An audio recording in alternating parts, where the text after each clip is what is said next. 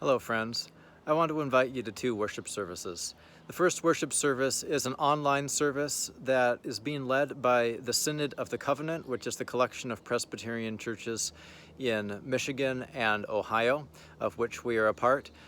We are taking a week off from leading a live stream service as Christ Church in order to give our live stream worship leaders a well-deserved break. They have been working pretty hard, very hard really, at putting together a service that began from nothing. We had no live stream ministry before we went into kind of a shutdown mode, but now we do, and it's going to continue.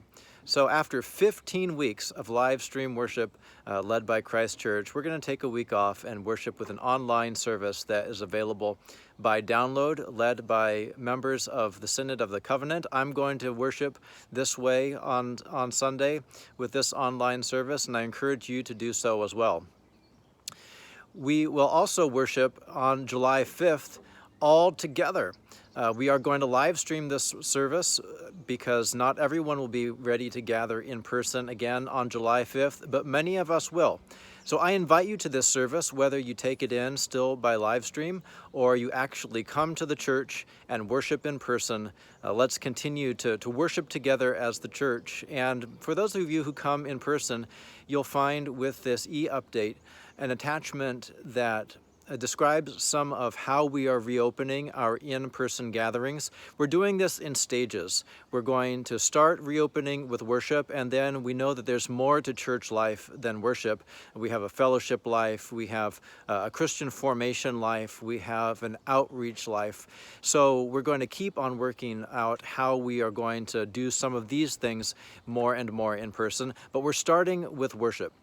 The attachment will describe some of the procedures that will be in place, some of really the expectations that we will have that the session and the reopening team have determined are necessary for now in order to safeguard one another and really to love each other and to love our neighbors. So there's also a video that is attached with this e-update. It came out a couple weeks ago, but we're sharing it again with a little information on what our in-person gatherings will be like. I encourage you, especially if you are planning to come on July 5th, to read over the plans that are in place so you're familiar with them, so you know what to expect, and the members of the reopening team are ready to answer any questions that you might have about these plans. So we are continuing to walk on the path that God is making for us. I, for one, am not entirely sure where this path is leading, but I do know by faith who is leading us. It's God, the Good Shepherd that we are discovering in Psalm 23, that God is leading us on right paths, not because they necessarily feel right, but because God is with us in them, and God is showing God's faithfulness to us in these days. God is going to be good to the church.